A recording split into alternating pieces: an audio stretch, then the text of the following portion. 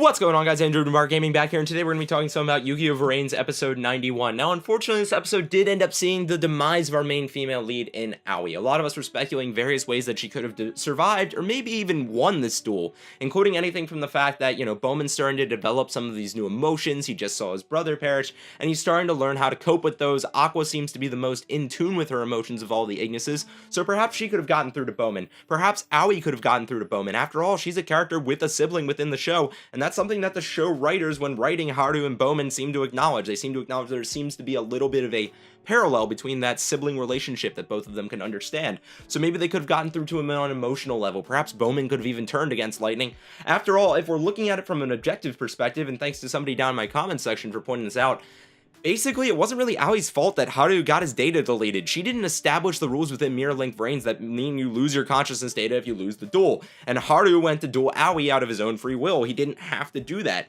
So by all logical perspective, it wasn't really her fault. And if you're following Aoi's character, I don't think she would have deleted his consciousness data on purpose. It just wouldn't be consistent with her actions.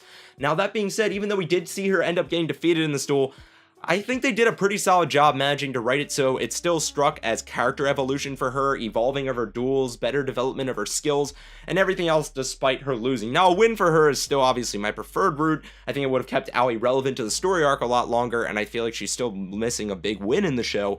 But at the same time, there were 4 or 5 times where if I wasn't watching how much time was literally left in the episode, I pretty much would have counted Aoi as down for the count, but she managed to keep going, including summoning a new, what we can assume is probably her new ace for this Marincess deck, Link 4 monster named Marincess Wonderheart, which is essentially another step up from the overall Crystal Heart transformation arc that we've seen that monster go through. This thing has some really awesome effects too, including being unaffected by Bowman's card effects. She essentially manages to make it more or less indestructible for a while when she combines it with Marincess Battle Ocean. It's able to equip Link monsters from her graveyard to it to boost its own attack based on the number of Link markers said Link monsters have, and it's also able to special summon them after it does battle. All of those effects are really awesome. This is the monster that essentially keeps her in the game for a while.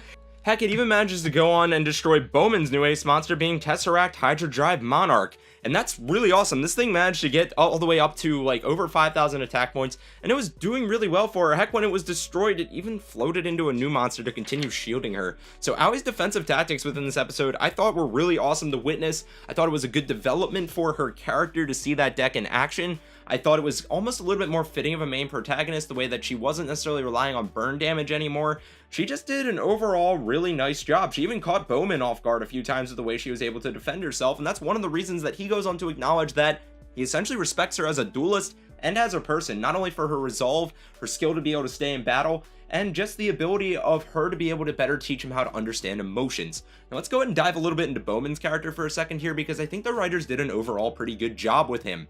Not only did he kind of develop in this episode, we saw his duel, at least in my opinion, get a lot more interesting. Before this episode, I felt like the Hydra Drive monsters didn't necessarily have that intimidating of a presence. It was more of, okay, we're just going to block a bunch of monsters of the same attribute from activating their effects.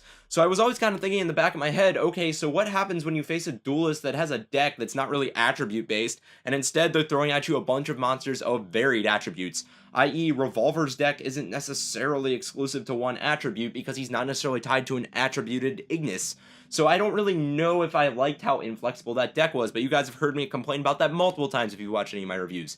In this episode, though, he manages to get a monster that's able to block effects, able to essentially float back from the graveyard by paying 1,000 life points, and then it's back with literally double its attack points, which is absolutely insane, especially within the context of the anime, where attack points usually mean a lot more than they do in the actual card game. That, and then if it does battle with a monster, it can then send a monster of the same attribute to the graveyard. So all of this, even if you're not using a uni-attribute deck, is actually a pretty intimidating board to face, and this is kind of the first time I feel like Bowman's really established himself as being an extremely powerful duelist, just from an objective standpoint, at least viewing him within the context of the anime, which is pretty cool. I also like how acknowledging he is of Aoi as being a respectable duelist. We see him show a lot of character growth here. He basically thanks Aoi for teaching him how to understand pain, how to understand anger, how to understand these human emotions, and heck, I feel like part of that might even be that he may have understood that she kind of got through to Haru and helped him understand the bond between siblings. And what kind of even stretches that theory a little bit further is the fact that Bowman allows Aoi to say goodbye to Akira, and that's something that I think we really have to commend him for. Most antagonists within Yu-Gi-Oh! Are very, very relentless towards their enemies. They're essentially just seeking to watch the main character suffer. Bowman not only acknowledges that he respects Aoi as an opponent, he allows her to say goodbye, which is something that he wasn't able to do, which shows that he's continuously learning, and this almost makes me lean a little bit towards the direction even further that perhaps one day we are going to see Bowman turn against Lightning. After all, we're seeing him develop a lot of this sense of mercy, sense of understanding of pain, sense of where humans are coming from. I feel like he's generally become, even though he's still fighting against our main protagonist and still has an overall objective I can't necessarily get behind, a more understanding character, a more compassionate character. And that seems to be developing a little bit further with every duel. We go from watching him be this hate-filled person who's essentially claiming he's Playmaker, trying to rip him off, just has this burning hatred for Playmaker, to being somebody who respects Playmaker, is trying to learn from Playmaker, acknowledges that he needs to learn from Playmaker, learns about emotions from Aoi, respects Aoi's dueling, is caught off guard a couple times, and isn't necessarily afraid to help these humans experience what they're meant to experience, and isn't afraid to admit the fact that he enjoys experiencing these emotions. So all of that's really kind of awesome. It makes him a very interesting villain to watch in action, and I think it's one of the things that this show's gotten better done than a lot of the previous Yu-Gi-Oh shows, because if you look at a lot of the classic antagonists associated with Yu-Gi-Oh, like Merrick from Duel Monsters, they're literally flat out evil. Or if you're looking at enemies like Zark from Arc 5, I mean, he wasn't really very good. It was hard to relate to him, hard to connect with him on any level. The last antagonist I can think of that I could really relate to on some level was probably Shark from Yu-Gi-Oh! Zexo, and I think Bowman's doing a pretty good job filling those shoes himself. So props to a character that I generally haven't enjoyed watching very much, because not only did his deck get a lot more fun to watch in my opinion here, and his dueling definitely showed some growth, but he himself as a character showed a lot of growth. Let's get into a little bit of what's going on with Akira and Emma in the background of this episode as well. And let me start that off by saying that I feel like in this episode, Akira's easily the one that loses the most. Yes, Aoi got her consciousness data deleted, and she's out for a while, but it's bloody Yu-Gi-Oh! She's gonna be back for season 3. Let's just be real here for a minute. Let's go of our temporary suspension of disbelief. So stepping into Akira's shoes, you have to essentially look at how this character arc's played out for him. He's watched his little sister basically grow up throughout the context of this show, get to a point where he is finally trusting her to demonstrate some sort of independence, and the second he lets go of trying to protect her all the time, what happens? She gets her consciousness data deleted, which for all intents and purposes is the equivalent of death within the show. So with that being the case, I mean, you have to wonder how he feels. Obviously, some of him's going to feel guilty. I mean, most of the time, a lot of family members, if they watch somebody die, are going to feel guilty anyway. But this is the time that he said, okay, you want your freedom. You want the opportunity to pursue things. I trust you. You're strong enough. You can handle this. I will always have your support from the back, but I'm going to allow you to do this independence thing. Poof, she's gone. I can't imagine how he feels as a brother right now. On top of that, yes, Bowman was merciful enough to allow Akira and Aoi to interact one more time before her data got deleted, but at the same time, part of me almost wonders if that was worse, because she wasn't around long enough for Akira to really say anything. Instead, she was just gone. I mean, it's obviously a step better than just watching from the background, but I feel like Bowman could have done more if he was really trying to be merciful. He talks about how he just wants to give her the chance to say goodbye to those that she cares about, because that was something he didn't get to experience with Haru. But at the same time, Bowman demonstrates within this episode how much control he has over Link Vrains.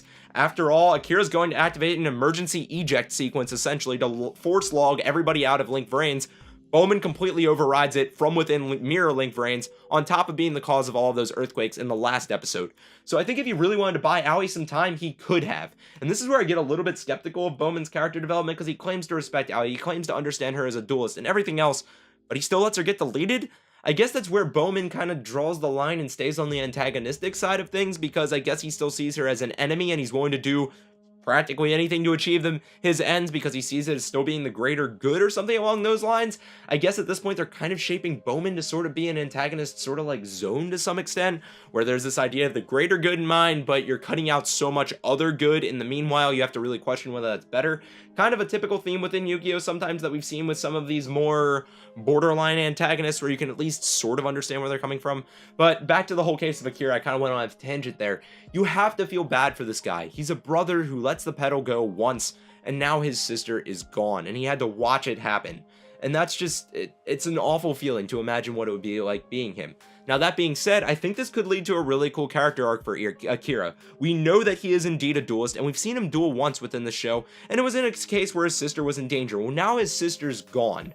This leads me to wonder if maybe we'll get to see a sort of vengeance arc with Akira where he goes after Bowman. Imagine how awesome it would be to see Akira go after Bowman and fight him to a draw or something crazy like that. Now, the unfortunate part about that is if Akira goes on this, I have a feeling it's not going to be that in-depth of a story arc, because it's probably going to end up seeing him go to a 0-1 track record to an 0-2 track record. I mean, for one thing, Tindangles are probably one of the most disliked archetypes within the Yu-Gi-Oh! TCG right now. Most people see them as essentially having no potential because they're flip effect monsters, which means they're naturally a slower deck, and that is the deck that Akira uses. On top of that, if Bowman had enough plot armor to beat Aoi, there's no way Akira, who's dueled way less than her, is going to manage to overcome her. That being said, I do still think it could be a cool arc to watch play out. So with all that being said, guys, that kind of wraps up my thoughts on the overall duel for this episode. I thought Bowman got an awesome new ace monster. Aoi did as well, even though we're not going to be seeing a whole lot of it for a while. I feel awful for Akira, the situation that he ends up being in, and this kind of spells it to a much more even playing field between Bowman's party and Playmaker's party. Because essentially Playmaker's party, in terms of your major duelists, you've got Soulburner, Playmaker, and Revolver left, right? Well, if you go over to Bowman's side, you've got Lightning and Bowman. So odds are, in my mind, next we're going to see Soulburner drop, and then it's going to come down to Revolver and Playmaker versus Bowman and Lightning, which makes a lot of sense. And as for the other theories I have going forward, well, Bowman's definitely developing. Once more, I think maybe he may come to a point where he clashes a little bit with Lightning, but we'll have to wait and see. So let's go ahead and dive a little bit into the brief glimpse of the next episode that we have going on here. Now, according to the episode summaries that we've gotten in previous weeks, it seems like next episode Yusaku is supposed to be dueling Kusanagi, essentially. Well, we all more or less assumed it was actually Kusanagi and not just some illusion that was painted, right? Problem is, in this episode preview, we see Yusaku seeing a bunch of scenes that shouldn't necessarily seem natural where he's seeing them, as well as this shadowy figure appearing before him. Now, of course, that obviously could be Kusanagi appearing some kind of battle armor or using something else to basically implant himself within Link Vrains. Could actually be Kusanagi, right? Now, let's flip to the other side for a second here. If it's within Link Vrains, which obviously Lightning and Bowman have immense control over what's able to be developed there, and they can basically do as they please within this space, there's also the possibility that Playmaker is essentially dueling an illusion of Kusanagi, and they're trying to make Playmaker face some sort of demons or something like that. I mean, after all, that was sort of what some of the main antagonists in Yu-Gi-Oh! In the past have tried to do. They've tried to make their opponents feel bad for some of the actions that they've done, which is kind of crazy. I mean, that's essentially what Kiryu went after Yusei with, and that was one of the most compelling duels in all of Yu-Gi-Oh! Period.